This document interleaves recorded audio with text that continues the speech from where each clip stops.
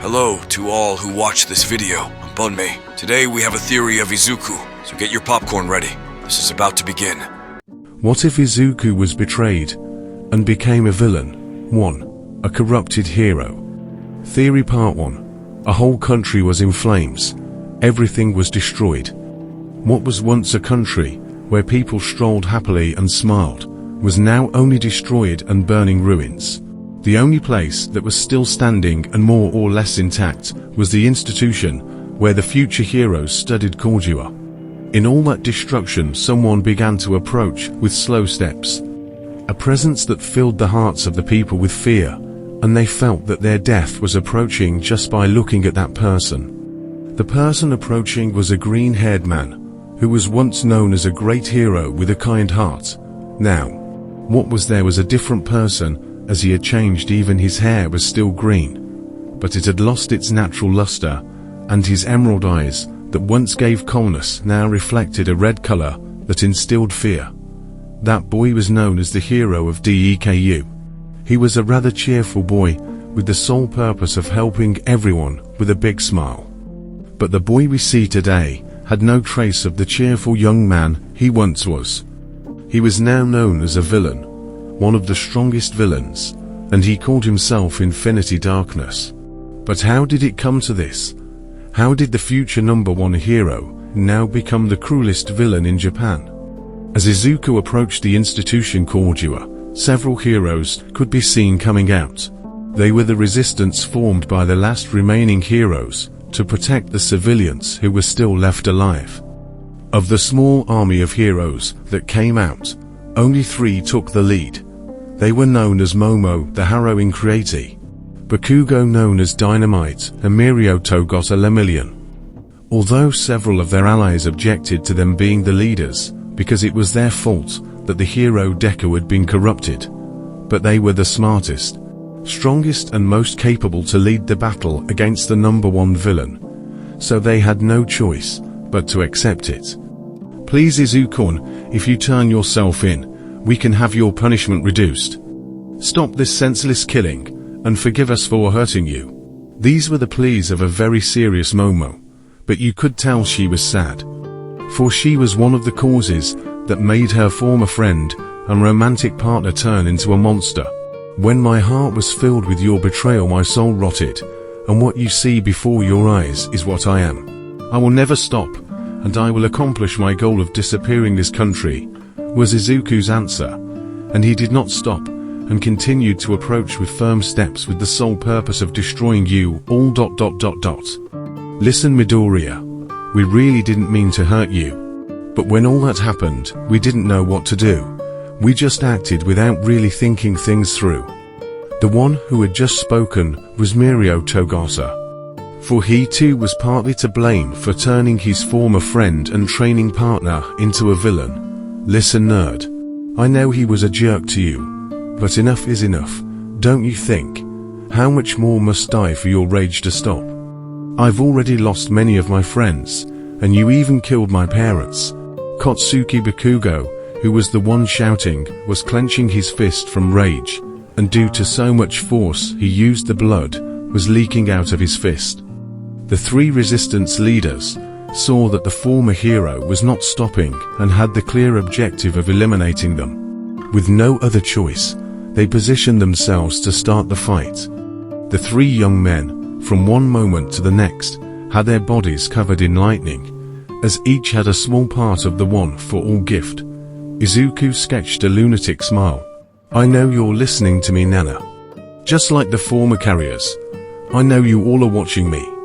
I hope you are proud, because thanks to you, who also turned your backs on me and decided to leave me alone and rot in my loneliness, I am now the biggest villain in the world. Red rays became present on Izuku's body. His musculature grew enormously, and his hair that was green turned white. After that, the 4 of them threw themselves at each other. While 3 of them wanted to save humanity, 1 of them wanted to eradicate them. 4. Although everyone thought Izuku was the monster, the harsh reality was that he was merely the victim, and those they called heroes were really the monsters. Inside the one-for-all quirk, all the former bearers watched the battle. and most of them regretted having turned that red-haired boy into the monster he is today. The most hurt was Nana, who for a while saw that boy as if he were her own son, but cruelly discarded him for the greater good. After 10 minutes in which the 3 heroes and the resistance leader were brutally slaughtered, Izuku showed no mercy. Every blow he struck was with the intention to kill. Every blow destroyed the internal bones of his opponents. Every blow of his severely damaged internal organs. Momo couldn't take it anymore and spit out some blood as she fell to her knees on the ground. "Please, Izu, stop all this madness. I'm so sorry. I never thought my actions would hurt you so much, and I never thought it would lead us to this situation." Izuku looked at her coldly and replied, "I loved you more than anything in the world. And you discarded my love as if it were mere trash." Then, her furious gaze turns to Bakugo, who was also on the ground, since he had broken her to arms to stop her quirk from explosions. "Despite all the mistreatment you did to me in childhood, I forgave you and thought we were true friends. But it turns out you only befriended me and behaved well just to make fun of me behind my back along with my ex." His face, which previously reflected anger, now contained pure rage, and he restrained himself from murdering them right then and there. "I hope you enjoyed it by sleeping with this bitch, because it will be the last thing you do today." The last one standing, who was Mirio Togata, rushed towards Izuku, and being half a step away from him to punch him. Izuku nimbly approached, and with a little force with his fist pierced Mirio's stomach. The young Togata opened his eyes in surprise. Then he put on a sad and guilty look. His gaze drifted back to his former friend. "Forgive me, friend. I really didn't mean to hurt you, and I bet Nayere didn't mean to hurt you either." Izuku didn't mind her words. He opened his mouth quickly, and from one moment to the next, he spat out a huge flare of blue fire that completely charred the hero he had pierced with his fist. With nothing else to do, he merely shook off his hands, as he had some ash from the deceased body of one of the people he hated the most. How pathetic. "You didn't even give me a fight even though you had such a powerful gift." He then approaches his former childhood friend, and his hand goes to his head. "Before I kill you, I want to tell you that actually your mother is still alive. Now she shall be my slave, and she will pay for the sins her son committed by serving me loyally until the last day of her life." Kotsuki wanted to say something, but Izuku didn't give her time to answer, because a big laser came out of her hand. And that was how the life of the hero named Dynamic ended. Finally, his gaze turned to the last remaining heroine. She was very teary-eyed, because she already knew what her end would be. And though she didn't want to die, she knew this was all her fault. "If it's any consolation, I really loved you. And just because I wanted some fun I left you aside. I never thought I would hurt you too much, and I will still love you even when I am no longer alive." She puts on a cute smile, and in less than 1 second, a big hand crushed her, erasing her existence from there. For Izuku had enlarged his hand and coated it with a very strong metal. And without hesitation, he completely crushed his ex-girlfriend. Now what was left was simply a pool of blood, where nothing of the creative heroine could be recognized anymore. All the survivors they saw in the distance were horrified. The few remaining heroes took the lead, for he knew that a battle was inevitable. Izuku began to approach the O again, and as he walked he had several flashbacks, showing all the events that happened to get to this point. A Better Life, Theory Part 2. Currently, Izuku Midoriya's life was quite good, for by receiving the gift of his greatest hero, he was able to rebuild his life, meet new friends, and in conclusion improve his way of life. It is true that he had to undergo 9 months of intense training, but it was totally worth it, as he obtained the gift of All Might, which was one for all. And now he was the possessor of that gift. In this reality Izuku was much more astute, as he had to be smarter to avoid trouble, as society treated him like trash, and he had to be more aware of his surroundings, and so when he obtained the gift, he knew it would damage his body. That is why he used it in low percentages, making him a very effective hero prospect. The life of someone without a gift was quite difficult, as Izuku knew that, if he stood out too much, people would beat him up. For most of his life he hid his intelligence, his wit, and his athletic abilities. Apart from that, he also trained his body to be able to withstand the beatings he received. That's why he also wore baggy clothes, so that people wouldn't see his overworked body. That's why when he got the gift of All Might, he could finally relax, because people would no longer see him as trash, because he now had a gift. And it was a pretty powerful gift. When he was finally able to get into his dream university Cordua, he stood out as the strongest student in the enrollment test, attracting the attention of quite a few people, mostly women. At first, he wasn't entirely sure, because at his school, many of the women simply acted as if they wanted to be his girlfriend, but then teased him by revealing the truth and getting all the teasing. That left a trauma for Izuku, so it was quite difficult for him to talk to women without getting defensive or avoiding any small talk. The only friend he had was a brunette named Jirarika Okoko, whom he saved in the enrollment tests, and right then and there they hit it off quite well and became good friends. Although Izuku didn't know it, Okoko Jirarika fell in love with him first sight, as he was quite a handsome and nice guy. Several of the events of the anime did not happen in this reality, as Arf was still not fully recovered, and he and his league of villains were hiding in the shadows, preparing the exact moment to attack society and finally kill All Might, who was still the symbol of peace. Having a more confident attitude, Izuku Midoriya, this time he accepted the position of president, always acting for the good of his comrades. He and the vice president, who was Momo Yaoyorozu, struck up a good friendship, and as time went by, love arose and they formed a nice couple. Likewise, Student 3A, one of the members of the Big Three, also fell in love with him. Although that brought trouble to the newly formed couple, Momo Yaoyorozu agreed to share her boyfriend, as she saw that Nayere Hado was a good girl, and that she was really in love with him. So, even if it bothered her a little, she decided to accept this three-person relationship. Everything was perfect and beautiful in Izuku's perspective, for now he was not only happy and had friends, he also had a gift, but most importantly, he now had the love of two beautiful girls whom he loved with all his heart, and would do anything for them. Right now he was with two of his friends. One of them was Okoko Jirarika, and the other was Melissa Shield. They are now in a flower shop, as Izuku was buying several flowers to give to his girlfriends, as the 7th month of their courtship was approaching. So he wanted to give them a nice surprise. You really look happy, Izuku, with them as girlfriends. I'm really happy for you. Although I feel a little jealous, as currently no one wanted to be with a Quirkles like me. Those were the words of a sad Melissa, for she loved Izuku very much, as they had known each other since they were little. For Izuku's mother had connections with the foreigner, and by chance they met and became great friends, as they both shared a lack of gifts, and could understand each other. So their relationship grew stronger over the years. But Melissa never had the courage to reveal her feelings, as she didn't want to risk losing their friendship. I agree with Melissa-chan, she said.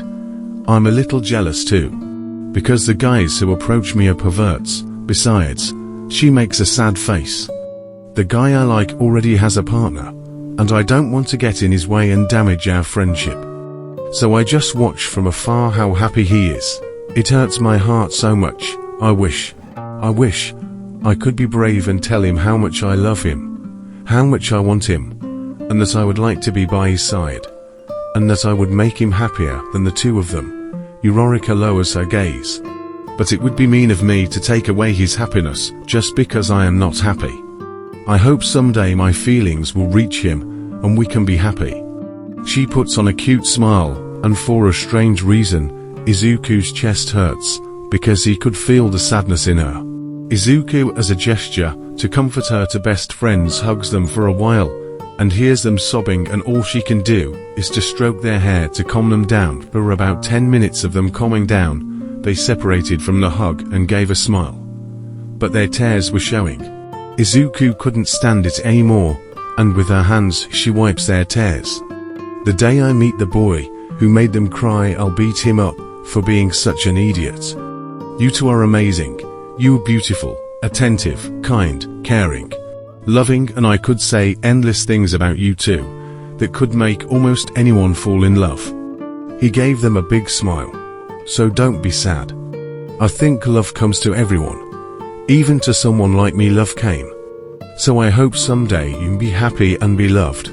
Both girls looked at each other, and between the two of them sketched a slight smile, as each one knew what she felt for the boy, and both could not help but fall in love with him, as he was someone amazing, a pretty cute, kind and gentle guy who could make any girl fall in love. They also felt quite jealous for the lucky ones of Momo Yaoyorozu and Neyere Hado, as they were the lucky ones to be able to get the heart of that boy who had captivated them. Although they did not stay behind, and with a look that conveyed what they wanted to do, the two approached the young red-haired boy, and both deposited a soft kiss on the cheek of both sides of the boy, who was now super red for what his two friends had done. What no one had seen was that there were two boys who had a wicked grin on their faces, and had their phones in their hands as they took some pictures. They had a smirk on their faces because they were already planning to take away our protagonist's girlfriends. It was all a lie. Theory Part 3. Weeks passed and young Izuku Midoriya's joyful life continued. He did not neglect his training, and was now able to control 40% OFA, and could already talk to former OFA users. Likewise, he always made time to go out with his girlfriends, or chat and have a good time, or give them gifts and, in short, do everything he could to make them both feel loved, and their relationship continued to strengthen. Everyone was happy for this couple. Very few were against it. But Izuku Midoriya and his girlfriends did not take it seriously. But all of a sudden, Izuku Midoriya could tell that both girls were starting to pull away from him and not wanting to spend time with him. And they would make excuses that they were busy doing chores, or just said they were with their friends and didn't have time for one of their frequent dates or to do something together. And that had him worried. Dark thoughts passed over him, thoughts of being cheated on. Memories of when he didn't yet have a gift flashed through his head. But he dismissed the thoughts immediately, because he knew that his two girlfriends were good-hearted and couldn't betray him. Another thing was that he and Kotsuki Bakugo had made peace. Now Izuku was happy, because he had been able to get his childhood friend back. Though he could tell he always had a smirk on his face. Though he didn't know with what intention he was doing it. He could also tell that Momo Yaoyorozu was closer friends with his friend Kotsuki. But he didn't think anything of it. On the contrary, he thought it was great that his friend and his girlfriend were getting along. Similarly, he saw that his other girlfriend, Neyere Hado, who spent more time with Mirio Togata. But any doubts about some possible betrayal, he dismissed immediately, as Izuku looked at Mirio Togata, as if he was an older brother. So, to calm her anxieties and worries about some possible betrayal, she prepared an evening soiree, and with permission from the headmaster, he used one of the rooms that no one was occupying and decorated it to look super luxurious. To make it more special, he prepared everything himself with his own hands, all the decorations and any details, such as the food itself, he did himself. With everything done, he went to see his girlfriends, as he hadn't told them, because he wanted it to be a surprise for them. First he went to find Momo Yaoyorozu in her room. She was smiling happily, while humming a happy tune. He stood in front of his girlfriend's room, and knocked on the door softly, as he didn't want to scare her. Knock knock. Love, are you there? I have a surprise for you, that you're going to love. Wear something simple, but elegant. Because believe me, you're going to have a great time. After a few seconds, she received no response. How strange, he doesn't answer. Apparently, he's not there. To make sure, He opened the door gently to see if anyone was inside. But what he saw left him shocked and frightened, for he saw his beautiful girlfriend in bed. But the worrying and frightening thing was that she was not alone. There was a lump that was covered with a sheet. All he could see was the face of his sleeping girlfriend, who had a beaming smile on her face. He slowly approached her, his hand trembling, and his heart aching. Already, when he was one step away from being close, with his trembling hand, he grabbed the sheet and pulled it off to see what was there. What he saw not only shattered his pride as a man, but also his heart. His mind ached. Many horrible thoughts went through his head, for deep down he already knew. He knew he would never be loved, but he never thought to find out this way.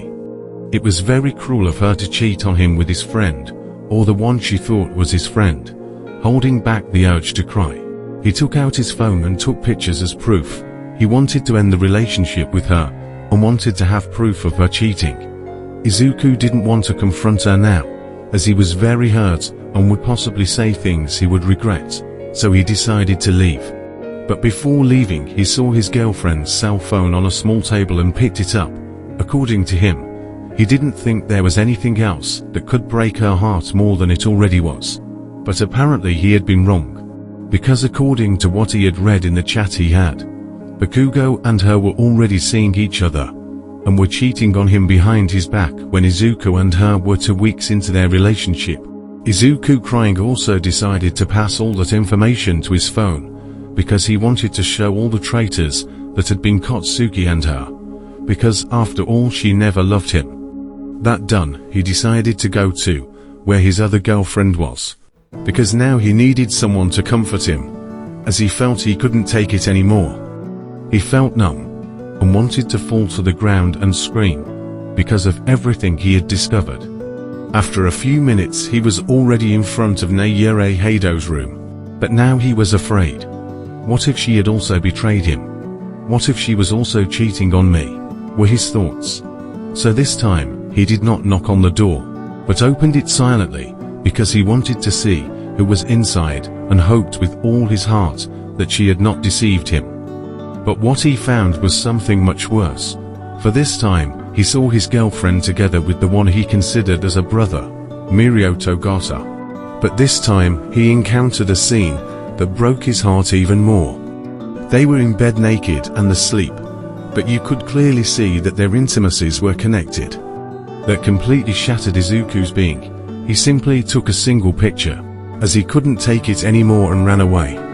She ran fast, while her breathing was heavy and her tears were falling. He couldn't believe what they had done to him. He trusted them. He did everything he could to prove his love to them, and yet they betrayed him in such a vile and disgusting way. He went to the rooftop, because he didn't want anyone to see him, but he got a call on his phone from his 2 friends, and decided to answer them. "Hi Izu. Are you okay? Some of our buddies said they saw you running at high speed, and you looked really worried." The one heard now was Melissa's voice. "If anything happens to you, please let us know, Izu. You know you can trust us." The worried voice of Harita I recognized as the voice of Okoko Uraraka. Through the phone, both girls could hear the small sobs of the one whose heart she had fallen in love with. They were very worried, because they didn't know what was happening to him. "Sniff girls, please, I need your help. I'm on the roof, and I don't know what to do anymore. Please come here." A fear ran through both women's bodies as they heard Izuku's broken voice. Something had happened to him. Something so horrible for him to leave Izuku like this. He sounded broken and hurt, as if something horribly wrong had happened to him. "You come on, Izuku. Please stay there and don't do anything crazy. Do you hear me?" With that said, both Melissa and Uraraka quickly ran off towards the rooftop, avoiding the questions their companions were asking, because they wanted to know where they were going. But that wasn't the important thing. The important thing was to help their friend. Melissa and Okoko at great speed, in less than 5 minutes, were on the rooftop. They noticed their friend Izuku sitting on a bench and in tears, as he looked at the horizon, with a hopeless expression on his face. "What happened to you, Izuku?" asked Melissa as she frowned. very worried and thinking who had hurt her friend. Okoko walked up to Izuku, and with a gentle pat touched his shoulder. "Hi Izuku, are you okay?" Izuku slowly looked up, his eyes full of sadness. "Momo and Nayure betrayed me," he said it in a faint whisper. "I saw them in bed with my so-called friends. I don't know why they deceived me in such a cruel way. Perhaps I'm so pathetic that I wasn't enough, and they went with others." Melissa and Okoko exchanged a look of sympathy and sadness. They both knew how much Izuku loved them, and how much he had forced himself to make that relationship work. Okoko reached down, and with both of her hands grabbed her cheeks that were covered with tears. "I'm so sorry, Izuku." She gently stroked his cheek. "You must be going through a very difficult time. So count on both of us for anything." Melissa nodded. "Remember, we'll always be here for you. So count on us for whatever you need." The three of them stayed together on that rooftop, talking and sharing moments of friendship. Izuku began to process what had happened and regain his spirits. Although the pain of betrayal was still present, he knew he was not alone, for he had Melissa and Okoko by his side. "You traitor." Theory Part 4. Several days had passed since Izuku found out about that betrayal. So far he still didn't talk to Nayure and Momo, but apparently they didn't care either, because they never communicated with him to clear his mind. Uraraka and Melissa took him to various places to calm down and have fun, such as amusement parks, a youth disco. They even went to the movies and various other activities. The most drastic change was his workout, for if he used to do 100 push-ups, 100 sit-ups, and 100 repetitions of any type of exercise, now he doubled or tripled it. In the mornings, when he trained, he would return to class very tired and often left in the evening to go to the Gamma field to continue training. Apart from his two friends, his other support was All Might's teacher, Nana Shimura, who from the core of One for All comforted him by saying comforting words that encouraged the young hero.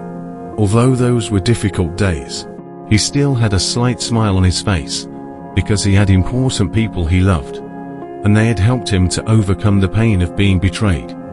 About a month had passed and several of his classmates noticed that Izuku was barely smiling and barely speaking, which started to worry both students and teachers. His girlfriends, or rather ex-girlfriends, had just started to notice the lack of Izuku in their lives, because even though they kept cheating on him, they still loved him deep in their hearts. It was a Monday morning. He was going quietly to his classes, but the tranquility at Hero Academy was suddenly interrupted when Izuku, known as the Hero Deku for his determination and bravery to save people, was surrounded by his classmates.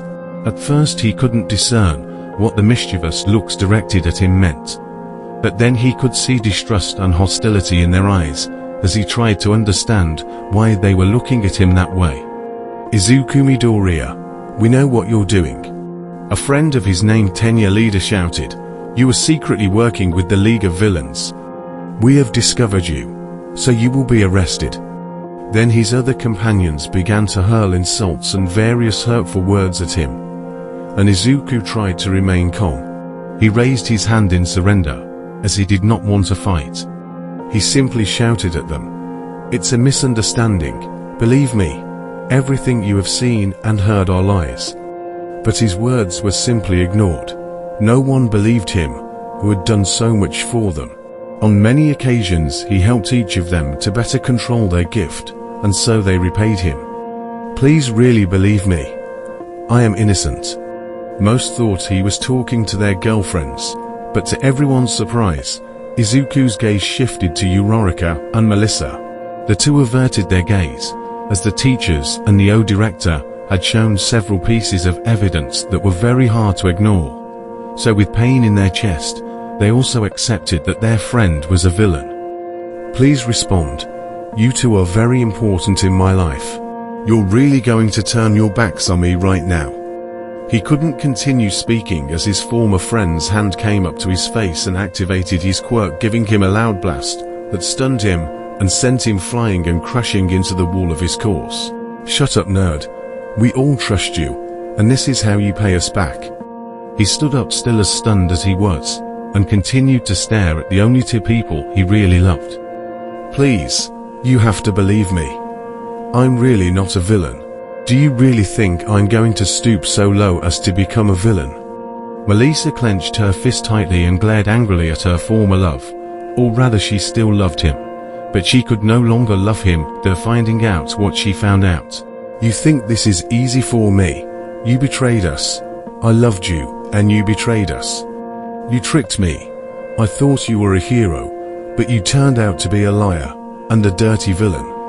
Her shattered gaze showed deep pain, and with a last glimmer of hope, she looked at Eureka. "You believe me, don't you?" he asked with pain in his voice. She was crying, and with her hands she wiped her tears, but as best she could, she was able to answer him. "I loved you too, but you just manipulated us. My heart hurts so much. Please give yourself up and get out of my life. I hate you, Izuku Midoriya. I should never have loved you." Izuku fell to his knees, destroyed and defeated. There was no point in arguing anymore if the only two people he loved didn't believe him. A ghostly figure of Nana Shimura became visible. Only he could see her. She touched his shoulder and whispered, "Run. We can look for evidence and prove your innocence." He knew it wasn't going to be easy.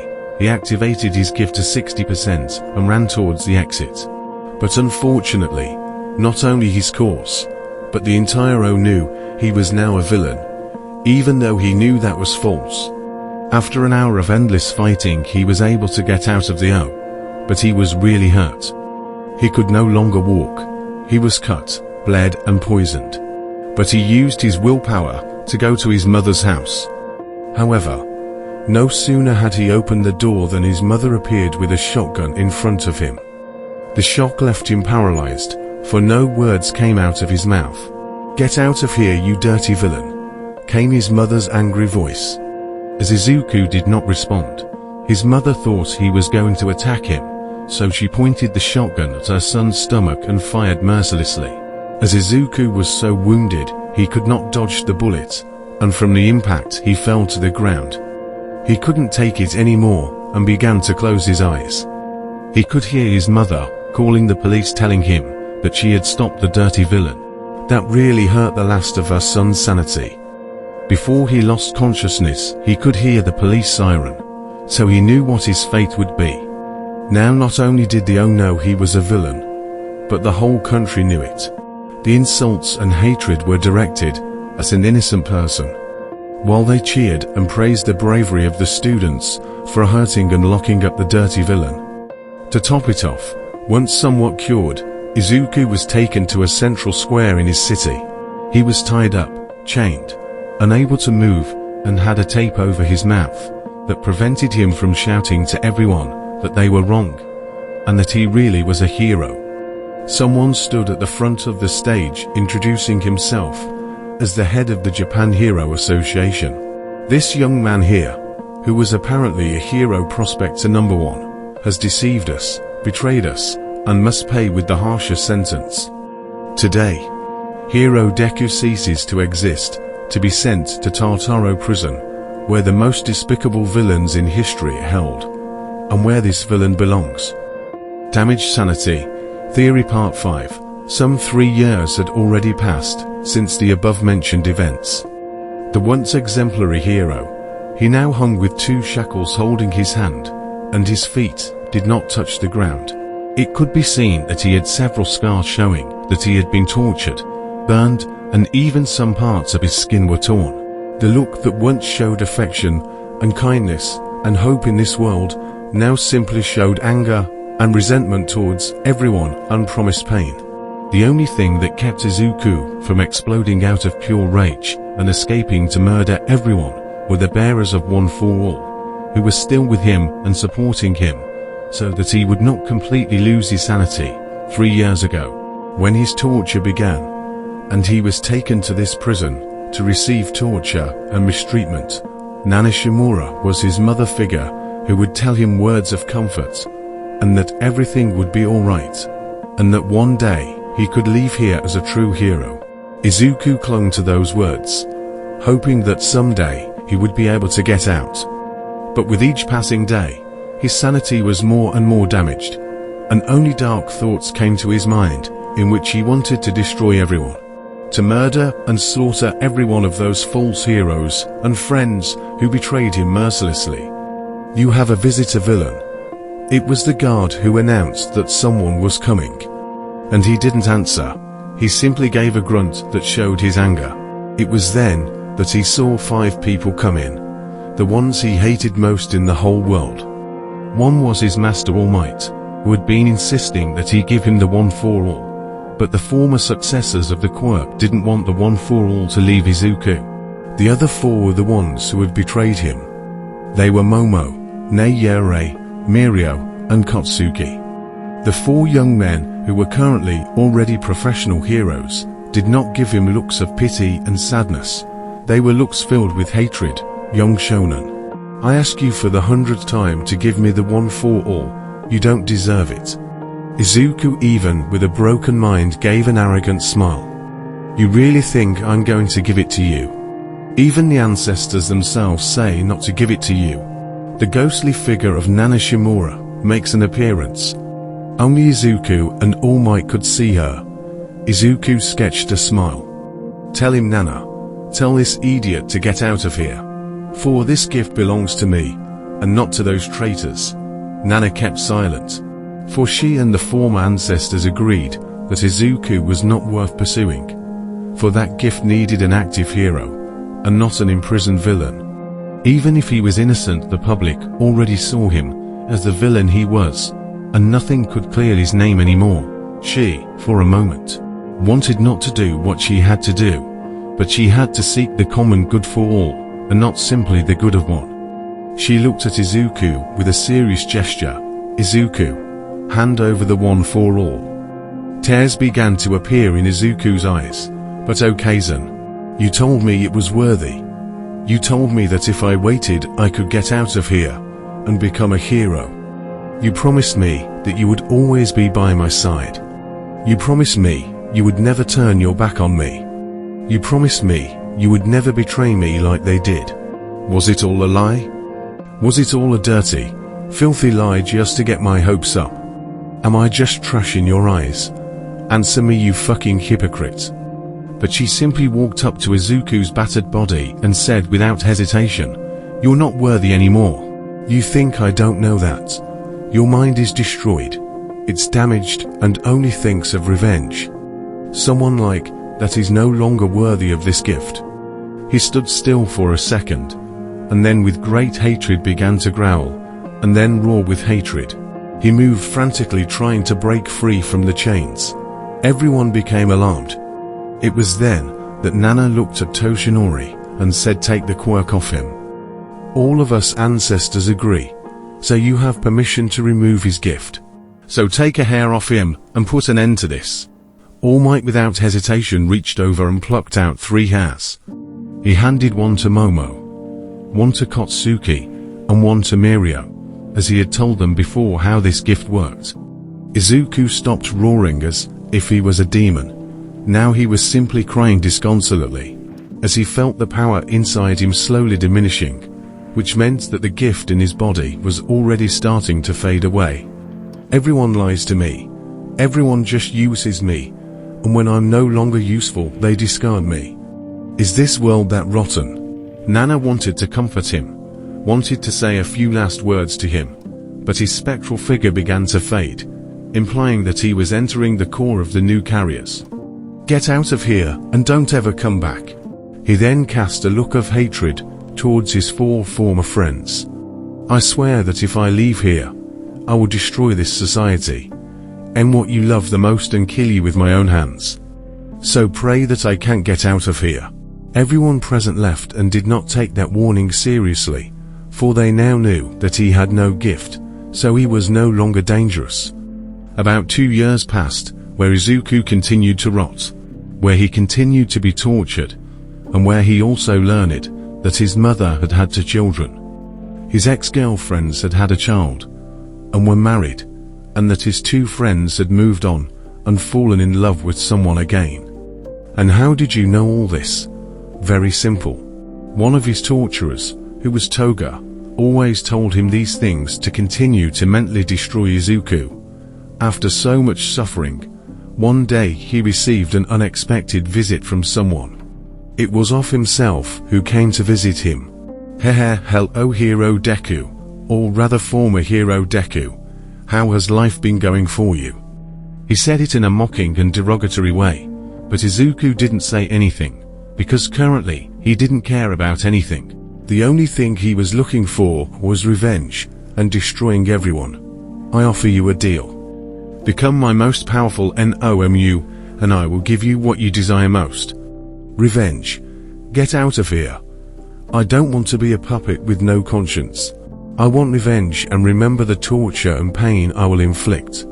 So get out of here with your stupid offer, because I don't want to be a mindless monster. How about this deal then? I'll give you a dose of my blood, so you can endure various gifts, so you don't become a monster. In return you must be loyal to me. Alright. I'll take the deal as long as I can take revenge on everyone. Arf gave an amused smile. So you don't want to be a hero, young Deku, anymore? Izuku gritted his teeth hard. Don't call me a hero anymore, and don't call me by that damn stupid nickname anymore. Now, in your eyes, I'll just be a villain, the villain I was always told I was. I'll become your biggest nightmare. I've sketched a big smile, for his plan to turn this splendid hero into a villain had worked better than he had planned. What he and no one knew was that Izuku, even with his sanity shot to shit, still had a prominent brain and planned to use Arf so he could get revenge on everyone. My first steps to revenge, Theory Part 6. Nearly a year had passed since Arfo's visit. A year in which Izuku was subjected to several experiments, and where he received a large dose of Arfo's own blood. We were in a place, screams of horror were heard in that place. That place was known as the secret base of the League of Villains. Out of nowhere, there was silence, as it seemed that the battle that was taking place there had ended. Someone came out of the place. It was a red-haired young man with reddish eyes. He had a big smile on his face, and a lot of blood was coming out of his mouth. He licked his lips and said sarcastically, "That asshole's blood tastes awful, but ... double quotes." Before he finished what he was going to say, his green hair turns to white color. But the gift that asshole had is unbelievable.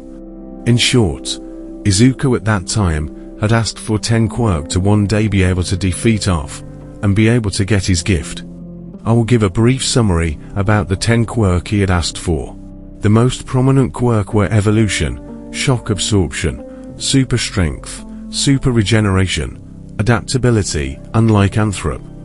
With those quirk and others he was finally able to rebel against the League of Villains, killing, devouring and obtaining the quirk of each of them, and especially that of Arf. With that, Izuku himself now possessed Arf.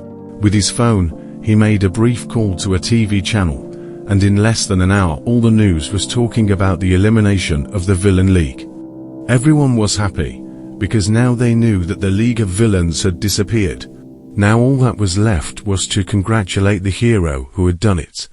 Only 2 days had passed since that event, but now all the TV channels were being hacked and only showed a video of a person wearing a mask, and only his green hair could be seen. Hello people of Japan. Now they don't need to know who I am. You just need to know that I defeated the League of Villains. Me, and not the heroes. But I don't come here to talk about me. I come here to talk about something I found in the League of Villains, and believe me when I tell you, this news is going to surprise you all, especially for people. That masked one stepped aside, and a television could be seen. He picked up a remote control, and pressed a button where a video started to play. At first no one knew what was happening, but after watching the video, everyone was horrified and frightened. Well, that video showed how all the villains mocked, because the plan to frame Izuku as a villain, and show him as the worst scum the world had worked. They also mockingly confessed how they had done it, as they simply used the villain's ability twice to duplicate himself, and the duplicate had Izuku's appearance. Then all that was left for him to do was to do something horrible, record him, and then prove that he had a connection to the League of Villains. Everyone was shocked, for they still remembered the heroic exploits of that young man. And now they learned that he had been unjustly imprisoned in Tartarus, and had spent more than 6 years there rotting in a place where he did not belong. The most affected were his two best friends, and his two ex-girlfriends, for they had treated cruelly that young man who shouted and begged that he was not a villain. But no one believed him. It was there where all the scandal that Izuku expected was raised. Because all the news talked about it, people shouted and booed the heroes and demanded justice for that young man who had been unjustly imprisoned. Quickly the director of the Nezu called the former symbol of peace, as well as his successors, and by pleas of his former students, like Melissa and Uraraka, also went to the prison of Tartarus, where his former love was.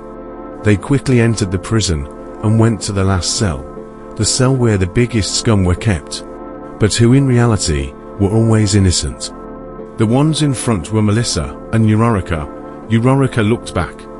"You guys can hurry. We have to go quickly to where Izuku is. Hurry, there's no time to waste. The more time he spends there, he might not make the same one again. We have to save him." Now it was Melissa's worried voice, for they both regretted abandoning their friend at his most difficult time. They knew he had been through a traumatic time, and yet they didn't believe him, and abandoned him as if he were scum. All the others nodded and advanced faster and faster, until they reached the cell. Already being close to the cell, a putrid smell reached their nostrils, for it smelled as if something had died. And when they entered, they were horrified, for they saw skin peeled off on the floor, a lot of blood, as if someone had died here. Melissa and Uraraka collapsed on the floor as tears began to flow. Sniff. "We're too late," was what Uraraka shouted, as she pounded the ground with her fists filled with anger and frustration, but mostly guilt. This must be a mistake. He was always so kind. Why does the world treat him so cruelly? Why couldn't we trust him? I still remember his desperate look.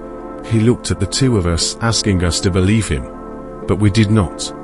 The others said nothing, as they also felt guilty for what had happened to their friends and former romantic partners in the case of Momo and Nayure. It was when the TV that was there in static started to play some videos, showing images that they will never forget, and will never be able to erase from their hearts and minds. The summary of Izuku's first day was shown. Only on the first day, see that he was very hurt, as many of the wounds were caused by themselves, his former friends. Then a week went by where he was tortured, stabbed, where horrible things were done to him. You could see his sanity slowly leaving him. You could see how Tova told him cruel things, or rather, told him the truth about their tradition, and how they had moved on, while he was left to rot here, knowing that his ex-girlfriends had already moved on, and had a family, and also how his two friends, that he was beginning to love, had betrayed him, and were currently in love with someone else. Learning that had hurt him deeply. It was noted that All Might would come to visit him several times, but not to help him or give him words of comfort. He would only come to regain the gift he always said he didn't deserve to have, the gift of one for all. They all saw a summary of how their former love and friends suffered cruelly for something he should never have suffered. The TV turned off, and now all the girls were on the floor crying, because they all felt terrible. They all felt like the worst trash in the world for having hurt that good-hearted boy. The TV again ran out of video, but again it recomposed itself and showed the masked man who had defeated the League of Villains and off. What did you think of this video? I think it's a work of audio-visual art, don't you think? He said it in a cynical way that annoyed everyone there. Isn't it beautiful how this life works? Izuku's such a sweet and kind being with the heart of a hero. And now he's just looking to kill them. They just have to wait and his time will come. Melissa shouted angrily. Shut up. He would never hurt anyone. He's a true friend and a great person. He would never hurt anyone. Her tears began to fall. He would never do that. He's a hero. We know Izuku. He's a caring person. If we explain things to him, he'll understand us. He'll understand that we were wrong, and that this time we can make things right. It was the words of a dejected Eurorica.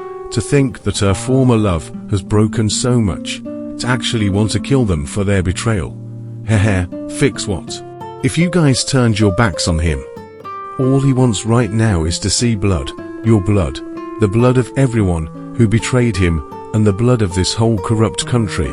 So heroes, wait in a very short time, because he will come, and when he comes, everything you once loved, he will take it from you. Don't you remember that's what he promised? It was then that those who last time came to the prison remembered Izuku's threat. But at that time they disregarded it, for he no longer had quirk. That nerd no longer has a gift. The gift he had is now ours. So no matter what he has planned, we're going to stop him, and I'm going to beat him up real bad, so he'll stop acting like an idiot and come back to us. Kotsuki Bakugo exclaimed angry at the mere thought of his friend becoming a villain. The masked man turned his gaze in the direction of a slender Toshinori Yagi, and asked sarcastically, "Tell me, All Might, what percentage can your incredible successors use?" He asked in a mocking tone. All Might didn't answer. He just had his fist clenched in anger, because, in some strange way, his successors could not use more than 50% of his gift. Something was interfering with the one for all and making it so that the current users could not use the full potential of the quirk. Previously her teacher had communicated in her dreams telling her that she didn't know why, but the core of the one for all was with a blocked part, whereby its full potential could not be used. Even with a lot of training, Momo, Mirio and Bakugo were never able to use more than 50% of their gift. What's wrong, All Might? Did I say something that hurt your pride? Now that you know the truth, you think Izuku would have been a better successor, don't you? To badge you threw him in here to rot. Tell me, are you happy with this outcome? Silence, villain. No matter if you destroyed the League of Villains. For me and many heroes you are a villain, and we will stop you. I am a villain. Well, the population doesn't say that. And now with what they are going to see, I don't think they have a good view of you, so-called heroes. It was at that moment when the notifications on the phones of the young people present started to ring like crazy. 7 days. After 7 days he will appear and make a spectacular entrance. Don't worry. It will be so amazing that you will never forget it. He let out a dark laugh, and then the TV stopped working, leaving those present there worried. My return to the world. Theory Part 7. The sun was setting behind the city's tall skyscrapers, painting the skyline with shades of orange and red. People were coming and going through the streets, enjoying a quiet afternoon. It was then that all the televisions and cell phones showed one building in particular. It was one of the most popular buildings in the city, and on top of it all was a former hero who was thought to never get out of jail. A villain who was actually innocent. He was the former hero Deku. Everyone rejoiced and started shouting his name, as they were all remorseful, and wanted him to be a hero again, as they trusted him, and not the current heroes. Izuku Midoriya's costume was somewhat similar to the hero costume he had before. It no longer had shades of green. It now had shades of black and red. Halo, halo, can everyone hear me? Was Izuku's exaggerated performance as he touched a microphone. For he wanted to get everyone's attention. People. It's been a long time since I've breathed fresh air. It's so beautiful and so incredible. Something so simple can be something so valuable. But none of you would know, because none of you lived my situation. Most of those who heard that looked down with clear guilt and embarrassment. Everyone also noticed that Izuku Midoriya had grown up, and now had a more mature face. His taut muscles radiated self-confidence and power as in the days of old. But something was different. His gaze no longer conveyed calm. Only the most perceptive noticed a change in his gaze, for there was a subtle, barely perceptible darkness that began to take over his eyes the more time passed. Tell me, people, what should I do? I was arrested, beaten, stabbed, poisoned, tortured, a myriad of things. Do you think someone like me would be a hero? After saying those words, his calm smile changed to an unhinged one. Do you think I would really want to be a hero? That I would want to protect you guys? Do you really think I would? Hey ha ha ha. People began to sense something. They began to fear and panic. For the one who once radiated kindness now looked like a madman about to slaughter them all. I will tell you a little secret. All my childhood I lived being tortured. That comment shocked everyone, especially a green-haired woman who had two children playing near her. It was Izuku Midoriya's former mother. It was Inko Midoriya. Her eyes were red-rimmed from crying. For ever since she knew her son was innocent, she regretted being so stupid. Every time she looked in the mirror, she saw her son dying bloody, and her own hands stained with blood, for she had shot her own son, an innocent son who simply went to her house to ask for help. But she never did. Tears were falling, and she covered her mouth with her hand, for she no longer saw her son on TV. Now he really was a villain, and she knew it was her fault. I'm sorry, my baby. This is all my fault. If only Mommy had believed in you. These were the thoughts of his mother, or rather, of that person who should have acted like his mother. But she was simply a hypocrite, for she did not want to relate to a villain, and she abandoned him. Do you know why I suffered my childhood? Do you know why I suffered all my life? It's very simple. I, the one you see in front of you, was not gifted. I was useless. I was trash. I was a person without quirk, and society proved it to me. It showed me how corrupt and rotten it is. Everyone was stunned. It was clear that the boy had a gift, a truly incredible gift. But why was he lying to them? Their answers would be answered right then and there. But thanks to my number one hero, thanks to my idol, he saw me as his successor and gave me his gift. One for all, a gift that is passed down from generation to generation. I really saw him as a father, because he gave me the opportunity to do what I wanted to do. To become a real hero who saves everyone with a smile. But it was all a lie. Who I trusted simply saw me as trash when he found out I was a villain, or rather, a supposed villain. Izuku pressed a button, and it was seen that he, in a pitiful state and chained, with blood on his body, All Might was visiting him to try to get his gift back. That infuriated everyone who was watching that. But they also saw that the first few times he refused and had a big smile on his face. Because from what they had heard, All Might's teacher considered him worthy. Until they saw that, after several attempts, Izuku finally handed over the offer. Or rather, All Might snatched it from him. Everyone had many questions, as Izuku, from one moment to the next, was mentally shattered, freaking out, screaming and crying and cursing about his situation. Do you know what happened at that moment? Do you know why I broke down? Why I look so shattered? I used to be able to communicate with Ofa's predecessors, just as you hear me. Former users could talk to me. The one I conversed with the most was All Might's teacher, Nana Shimura. She was like my mother. She was a great mentor, and helped me not to lose my sanity. She always gave me words of comfort, and gave me hope that I could get out of this one day. Izuku's face, that was now an unhinged face, now showed anger, resentment towards that person who saw her as a mother. She lost faith in me. Izuku's voice sounded shattered and hurt. All the ancestors lost faith in me. They told me I wasn't worthy. I was trash in their eyes. That I wasn't worth fighting for someone lost. Someone who was never going to get out. And who was never going to be able to clear his name. So they left me abandoned. You'll regret it. I shout angrily. Deku is dead. He will never come back. You all abandoned him.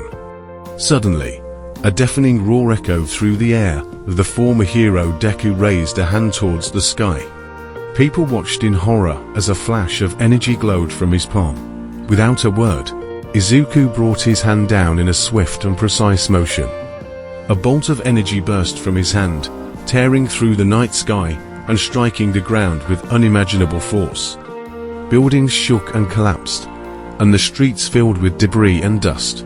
The air was filled with panic screams as the city descended into chaos. Hey ha ha ha, today the villain Infinity Darkness and the new All-for-One user was born, and I will kill everyone I see. The now villain was slowly advancing through the rubble. His face was now an expression of pure evil, twisted by the darkness that had consumed him. People ran in terror in his wake, but he showed no mercy. He raised his hands again and again, unleashing uncontrolled destructive fury. Hey ha ha ha, this gift of lightning is amazing. His smile was getting more and more twisted. But I'd rather feel its flesh torn with my own hands. His body began to change, and a humanoid wolf came into existence. Quirk-like Anthrop activated, he said to himself, with mischief in his voice. Izuku licked his lip in his wolf form, and without any pause he pounced on those near him and devoured the flesh of his victims. Everything he devoured, everything he tore apart, and everything in his path he tore apart. Civilians, heroes, policemen, no one could stop it. After 2 agonizing hours, Izuku had already finished killing everyone in that city. The media broadcast the devastation live, showing the whole world the transformation of the hero into a ruthless monster. World leaders watched helplessly, not knowing how to stop the one who had once been their greatest defender in Japan. Worse, they now knew that he possessed one of the most dangerous and powerful gifts, and it was almost impossible to stop him. When the city was reduced to rubble and ashes, Izuku stopped. He looked around with a twisted smile, savoring the chaos he had created. The darkness had consumed him completely, turning him into the villain who now ruled over the ruins of what was once a thriving city. Now his gaze was turned to the neighboring city with the goal of destroying it. He would only save the city where the O is located for last, for he wanted them to taste fear and despair. It had been approximately 6 months since Izuku had made his presence known to the world, and since then he had been destroying city by city. All of Japan feared the new villain. The leaders of Japan gathered all the heroes and went to stop Izuku. But instead of hurting, wounding or weakening him, they made him stronger, as the new villain could absorb the powers of each of them, becoming more indestructible. Izuku, in order to emotionally destroy his former comrades, went in search of their families. Most of them he dismembered and devoured. He also made recordings of many of them, which he published internationally, showing everything to Japan, lowering the morale of the current heroes. What Izuku enjoyed the most was kidnapping Katsuki's family, Momo, Uraraka, Mirio and Nayure. In a video he showed how he had torn apart the father of his childhood friend, who had tortured him and cheated on him with his girlfriend. He also killed the parents of the rest. Although he did not show what had happened to the mothers, everyone assumed that they had also died. It mentally devastated those who had cheated on him. People wondered why the villain went straight for those families. After a couple of hours, everyone received a video showing how the former girlfriends had been unfaithful to him. Now everyone understood that Izuku had suffered a lot before he went to prison. The end of it all. Theory Part 8. Back in the present, Izuku was on his way to the O. He, if he were frank, was already bored. So much blood, so much pain. He was already tired. He simply wanted to rest, so he wasted no time. He raised his hand. Lightning was present in his hands. Black clouds were present above the O building. With a single wave of his hand, a huge bolt of lightning struck the entire O and caused countless deaths. He turned around and was about to leave, as there was nothing else to do there, until he heard a voice and a small cry. At great speed he headed towards that voice.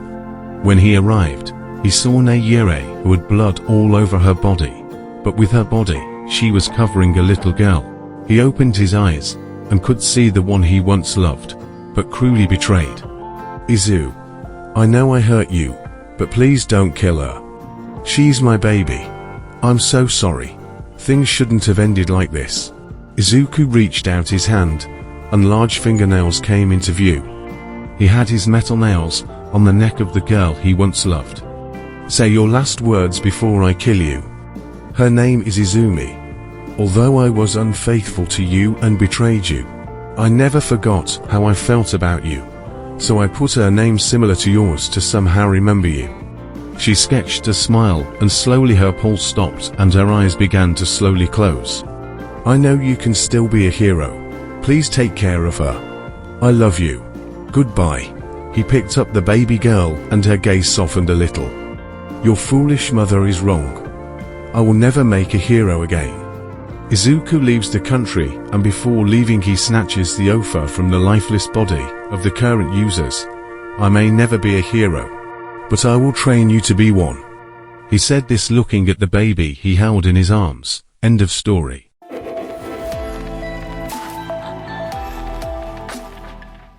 Today's question of the day: what theory do you want for one of the next videos?